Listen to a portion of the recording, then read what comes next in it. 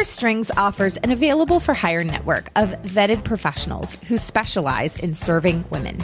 When you have a life event that has suddenly made money a priority, you can now move forward with a whole new confidence that you're getting advice and services from savvy professionals who are uniquely equipped to serve your needs. Go to pursestrings.co and use our directory of handpicked financial professionals when you're ready to plan for retirement, navigate divorce, buy your next home, fire up your new business, and more.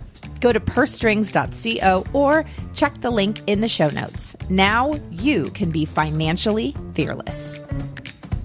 Thank you, fearless listeners, and go you for hitting play. Please like and subscribe as it helps us grow.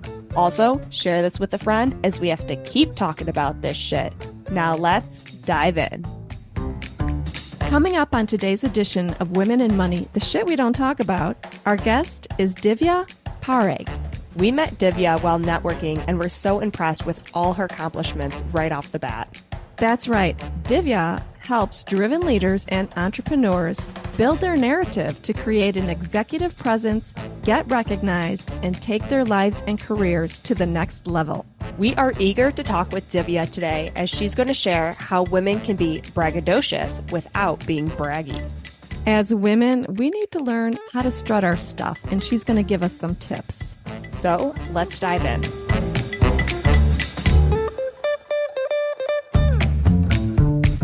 Gloria Steinem once said, "We will never solve the feminization of power until we solve the masculinity of wealth." Barbara Provost and Maggie Nielsen are the team at Purse Strings that will help you navigate the ins and outs of financial independence so that you can be financially fearless. This is Women in Money, the shit we don't talk about. Hi, Divya. It's a pleasure, and we welcome you to the Purse Strings podcast. Before we jump in to talk about how to be braggadocious, please introduce yourself to our community today. Thank you, Barbara, and thank you, Maggie, for having me over here and opening up space for this important topic, because it's important that we share about ourselves without feeling that we are being braggadocious. So a little bit about me. I started out my journey in academia, weaving down the pathways of young students, and I was very enthusiastic about helping them. Oh, let me meet them. And then I found failing fabulously. And then when I went and talked with one of my advisors, and they said, you got to meet people where they're at. And it was a great learning curve. So from there, my life meandered into research labs, and I'm a biochemist by training and some neuroscience background, being in Fortune 50, Fortune 500 companies, traversing down the corporate halls where things didn't just sit right with me, because during one of the times when layoffs happened, so somebody just kind of comes down, takes people by their hand, and then just walks them out. I understand that there may be one or two people who may do something wrong. I get it. And yet, couldn't we bring more warmth and dignity to that process? So that just shriveled my soul up. And I was like, okay, what am I doing? Yes, I'm here making life-saving medications, running multi-million-dollar projects. And yet, there was that soul peace connection that was missing. So I decided, okay, what nourishes my soul? And I spent a lot of time reflecting and being a learner who wants to keep on learning and growing lifelong. I decided what better way than coaching. So I landed in the area of coaching since 2010. I've coached thousands of people, and I've seen so many dreams shatter and so many pain and that fear where, people try to avoid their pain and fear and move away from it and run towards the chaos of life, intermixing it with that doubt and resistance. So just kind of being present with them, being the guide on the side, has fulfilled and nourished my soul, where I've seen those breakthroughs and seeing the star in people's eyes, right? When they have that aha moment. And the vibrancy of colors of life have painted my life beautiful. And every time I meet a new client, I still feel that it's an open canvas where together we will be painting their story and helping them achieve their dreams that they want to be. Thank you for sharing that. That was beautiful. So you've talked to so many women, you've coached so many women, and this whole thing about women stepping forward into who they are, their authenticity. How can we as women share about who we are without being braggy, without being braggadocious? Great question. And here's the thing. We as women have been through generations, and not only generations, but societal expectations as well, is that women tend to behave in a certain way. Women are expected to behave in a certain way. And if they do something that's in odds with the societal expectations, there are those names that have been pinned to women. So what has that done for us is that hesitation is there. And if you look at the whole history, we could not vote until suffragettes came along the scene. Yep. And then, we started voting. And then if you look at the 1950s and 60s ads, which is not too far, only 60 years back. Yep. When a guy would come home, woman would be ready, rushing around, honey, how was your day? Let me take your bag, and, keeping the household together. So we have to remember that as women, we got to give ourselves that space, that a journey of progress has been there, but it's the last few decades that have brought in great strides.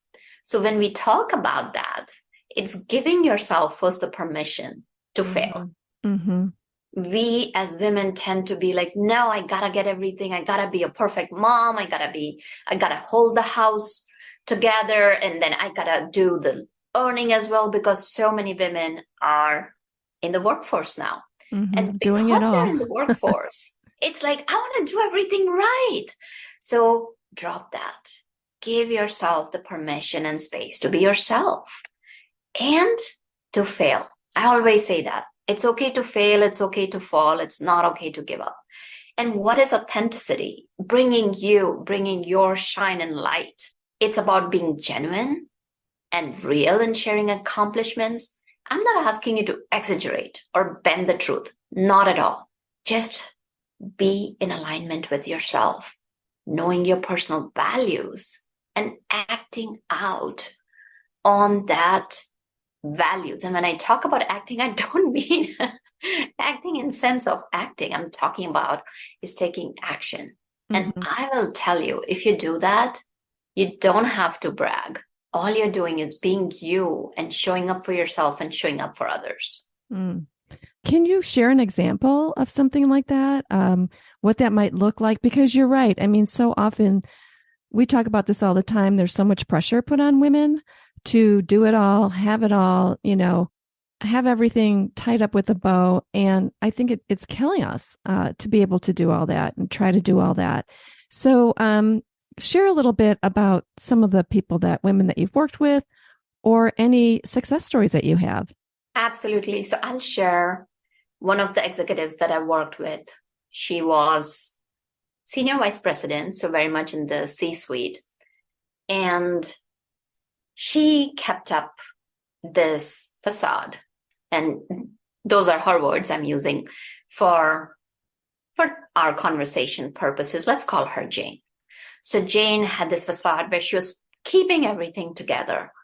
Now that said, she found herself breaking in the meantime. Like, she started feeling exhausted. And she came to me in that situation. And then as we were exploring, the first thing we sat down and did was like, okay, let's see if you're in alignment with your values. Because here's the thing. Think about a car. If a car is not in alignment, it's going to go zigzag. And then sometimes it may crash into something. Or if you're trying to hold it while it's misaligned, it's going to cause wear and tear. It's going to damage the engine, and it's going to have an impact. So similarly, when you're out of alignment with your personal values, you're going to start seeing the burnout.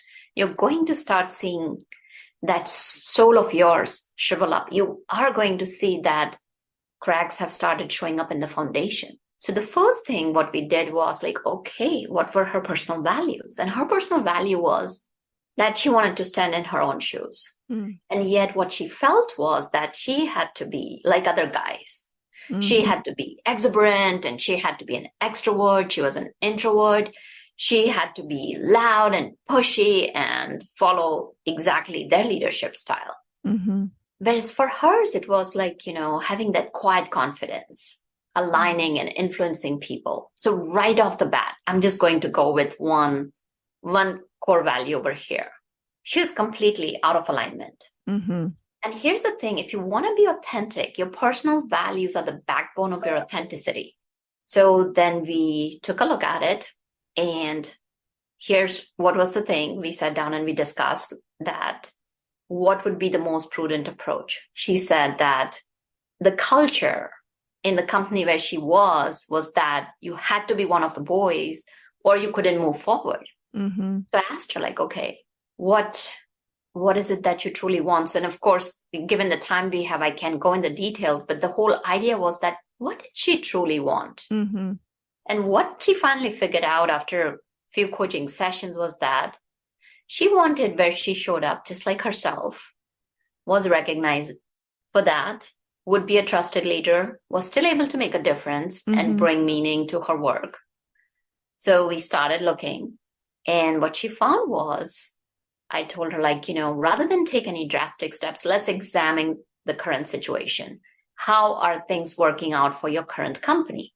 So I asked her to look at other positions in the current company, and we did like a 360 review where she just kind of met up with people, and she found that people respected her.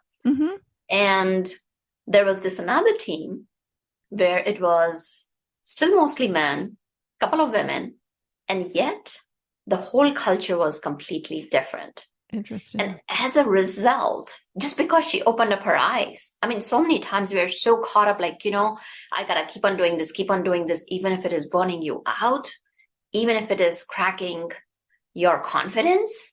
So the key is to open it up and check your personal values. And then she was the one, I was there just to co-create. She came up with an action plan and then gradually moved to that team. And what she found was that she showed up with quiet confidence. She built those relationships because she brought that active listening to the table, where she would sit down, understand, bring that strength of hers to the table. And whenever she presented, she would just share her experience truthfully. She didn't have to brag. And people started seeing her in a new light. And as a result, like, she had moved at a collateral position as a senior VP to senior VP. She was promoted to be in the top C-suite. So here's the thing, that when you are being truthful, so for example, as she was pitching for her promotion, one of the examples I said, okay, just share your experience. What did you do? And she shared that, like, in my 6 months with this new team, the project was initially bringing in 5 million. And within the 6 months, it went from 5 million to 10 million. And here's my question to both of you. Is that braggadocious? No, it's just factual. Just factual. So a lot of time what happens is that because women feel that, oh, I cannot share, if I share this, it's going to be looking like, oh gosh, like, oh, she's like this and I'll be labeled and all that. It's the fear that keeps us stuck. So let that fear go and just share. And you can use storytelling, just as I shared my story in the beginning. Yeah. Another question too, was that braggadocious? No. I loved how you told your story. And first of all, people love stories. They love to hear a success story. And, there's so much that happened in that story that we could really dig into.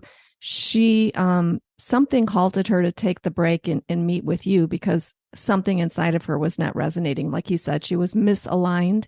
I think many, many, many women find themselves in that place where they just, they can't even pull in the parking lot anymore, get out of their car because they just know there's not alignment. And there are options, right, for women to assess and really take a look at what's working, what's not working. And she knew, it's interesting, you can't change the culture in that team. She wasn't going to try to change what was going on in that group. She just really found out what was important to her and looked for where there would be alignment. Yeah, you nailed it. And that was the key, because you cannot change somebody else. All you can do is change yourself. And when you recognize that and define your personal values, and there are several different types of values, it's not only core values, there are aspirational values, there are pay to play, there is a permission to play. I mean, there are so many different values that if you really do a deep dive, it's like having that smooth engine in that car that will keep you running. And so how do you work with your clients to define their values? I mean, I think sometimes we don't actually sit down and write them down or quite know, as you said, there's a depth to values that we have. How can people kind of dive into more of what their values are? So I have created a very in-depth value exercise, which is different than anything out there. Like, that people give you a list of values and say, okay, pick 10 or pick 20, then pick 10, then pick your top 5. So basically what we sit down and do is it's meet with you, as Barbara mentioned. And as one of my mentors had mentioned, meet with people where they're at. So we sit down together and we create definitions, their definitions, not my definitions, not society's definitions, not the parents' definition, not their spouse's definition, not the boss's definition, but their definition. And we kind of like play around it, because now it is after a couple of sessions, I've got to know them. So I'm prompting them. So that gets their creative juices going. And we create at least 40, 50 values with their definitions. And once we have done that, then we will look at what their aspirations are. What are the clarities? We bring the clarity to it. And from there, we take the values and we break it down into the different categories they need for their life. Mm-hmm. So for example, somebody may be already very accomplished. They don't need support values. Similarly, if a woman is just starting out in a career, whether it's an entrepreneur or whether a leader in the corporate world, they need those support values. So depending on that, we'll bring those values in. And then it comes down to lastly, 4 to 5 values. So we go from 50 to 5. And then we create action plan for each value. Mm-hmm. And so this way, they can just kind of do a daily check. So for example, at the end of the day, I'm just going to give the same example of Jane. All right. So Jane would be, my value is that quiet confidence. I don't have to be an extrovert. So I'm just going to define her example. For her, that quiet confidence meant was listening. It was about understanding where the other person wanted to be, what they wanted to achieve. And also for her, the whole idea was that she created the space for other people to succeed. So that was her definition of quiet confidence. And one of the things, what we did was one of the action items is checking every night as to what went well. Mm-hmm. Not what could have gone well or what could be better. No, just sitting down and recognizing 3 things for that value, what went well. So I'll just give, again, Jane's example. So on her first night, she recorded that her peer just opened up to her. So that was the trust that went well. So check, one of the criteria for her values was active listening. Mm-hmm. Then second was fostering relationships. After few days down the road, one of her recordings was the relationship that she built with her boss was a guy, was in a way where he trusted her and didn't ask her to change at all. So basically, these are a couple of examples, because what we do is when we are creating the action plan, we also create the criteria for each value. And then it's just recording what's working. Because what happens is when you keep on working with your strengths and you keep on building, it's just like building that muscle. So you're training your brain yeah, I did this good. So you keep on building upon one value upon another, one tiny piece upon another. Because remember, nobody grew up to be for a baby to learn how to walk takes a whole year. So Yeah, right.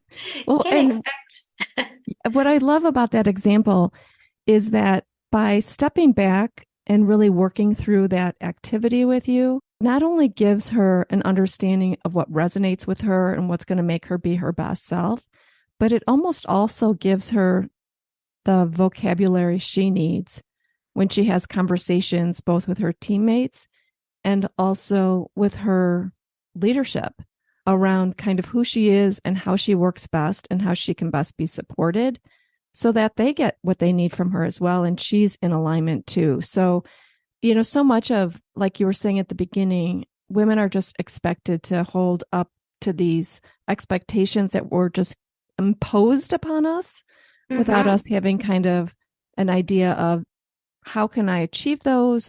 Do they work with me? Do they align with me? And we're seeing it in this excellent example. We're also seeing it in financial examples as well, right? Same thing with money. Women were just expected to give money to their husbands or other people to manage for them. And really what we're challenging them to do at Purse Strings is to step back and really create their own thinking, their own money mindset, their own value system around money and how they're going to move forward financially, because finances are the foundation.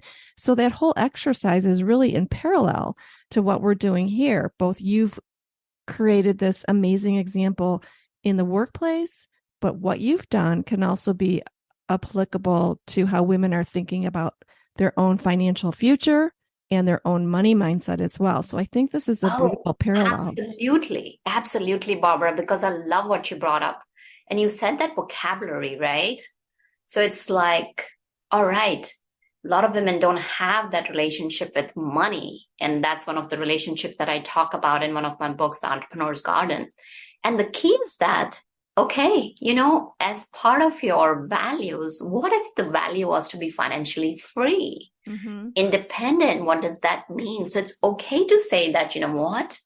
I want to make $1 million, or I want to make 6-figure salary, or I want to have high ticket clients, whatever it is. It's completely okay. I loved how you put it, that they are getting the vocabulary. You're absolutely right. And once they have that vocabulary, you're not bragging. You're just being yourself and you're showing up. Yeah, this is just a great conversation, understanding yourself better before you kind of present yourself to others is really kind of where I'm sitting and thinking right now. And so it seems like a lot of this is done then through storytelling of how to really share what you've done in almost a factual way, but just through a story so people can really relate. And it doesn't seem like, oh, here's my list of all the top 10 things I've done, but just kind of showing you how it relates in a real life story. Absolutely. Would you like me to share one of the examples how she shared her story about that project? And it again brings us back to finances. And I know because y'all talk about finances, that's why I talked about that. So let me go back to Jane. So Jane had to pitch herself, like why and not 2 other candidates would get the promotion. So we sat down and we talked about like, okay, first thing, Jane, let's look at who is your audience. She said, all of my audience are men.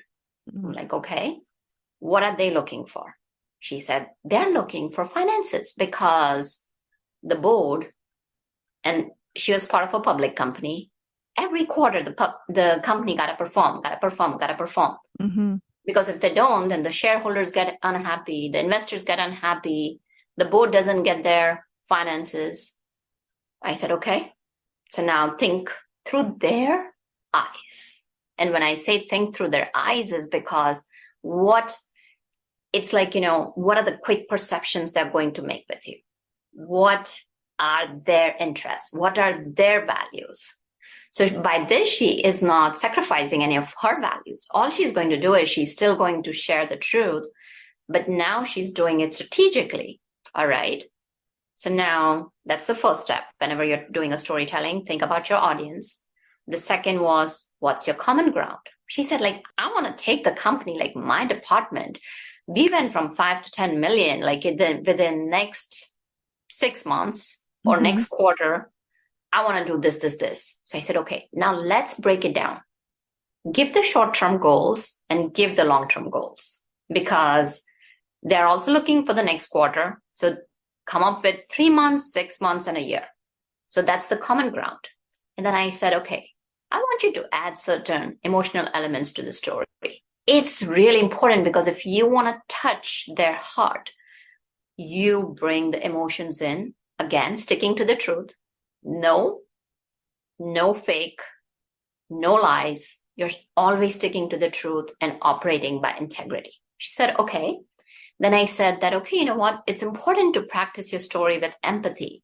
Reason being, because if you go into many details and you don't have that empathy for your listeners, like, that these are people who are giving you their time, and from their perspective, every hour could be like $2,000.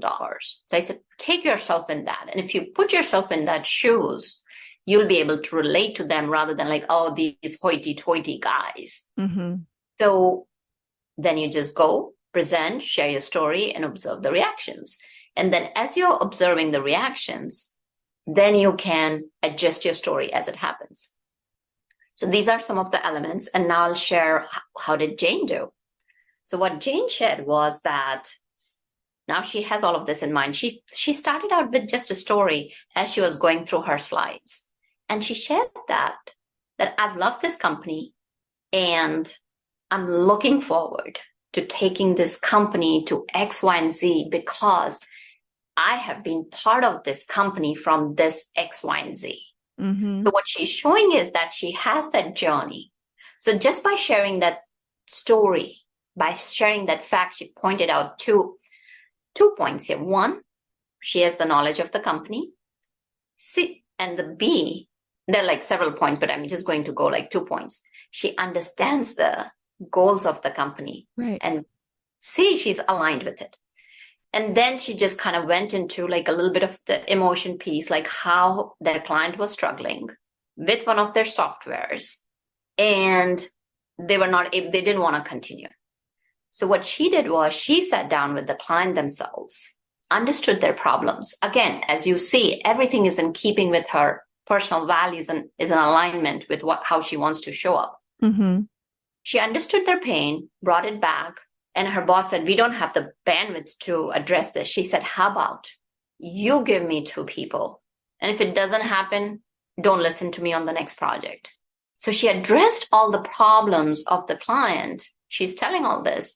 And by doing that, the client signed up for more features. And because they signed up for more features, they went from 5 to 10 million within that 6 months. And she said that that's what she wants to bring. And because she has that ability to just connect with people with understanding and listening, she was the best candidate. And she is not just going to stop at 10 million. She wants to take the company to X, Y, and Z. So she's showing she's driven. She's still showing.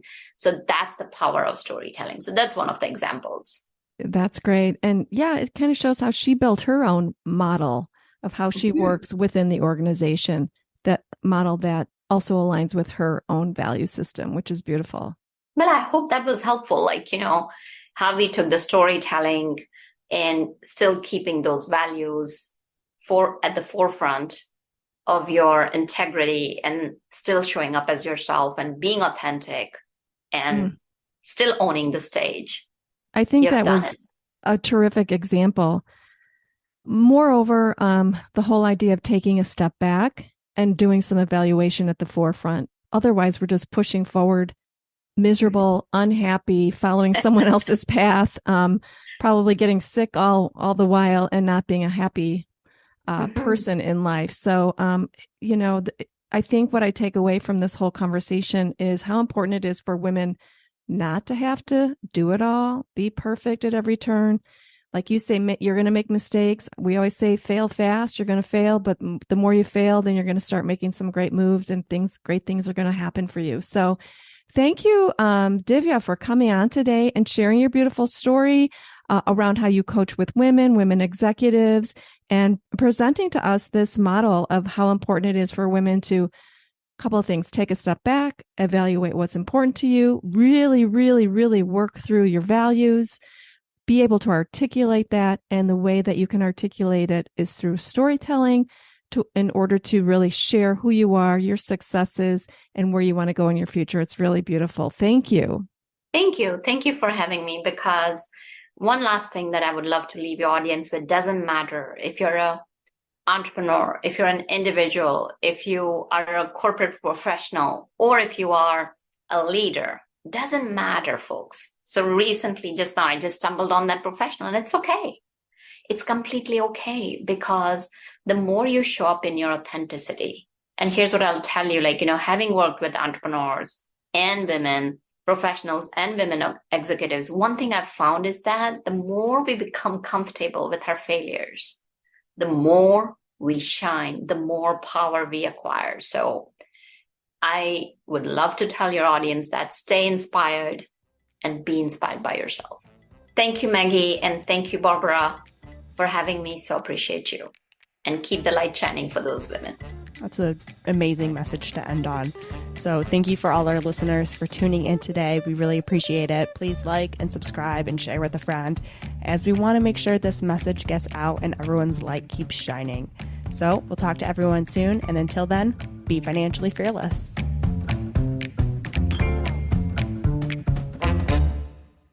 Information is for illustrative purposes only and does not constitute tax, investment, or legal advice. Always consult with a qualified investment, legal, or tax professional before taking any action. Purse Strings offers an available for hire network of vetted professionals who specialize in serving women.